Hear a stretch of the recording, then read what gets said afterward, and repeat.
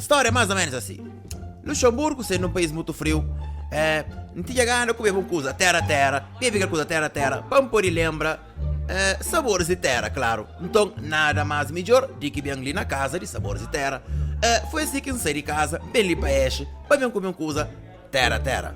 Mpiri moreia, ndaru moreia. Mpiri longuiça, ndaru longuiça. Mpiri torresma, ndaru torresma. Mpiri cachupa, ndaru cachupa. Mpiri pastel, es perguntando, de milho ou de trigo? Por isso é tudo doce. Da gana, bebe uma coisa terra. Pergunta se você tem, es flamengo tem ponte de coco, mas tem ponte de mel. Um flamengo que tem uma coisa cana, se fazia, não tem um grogo.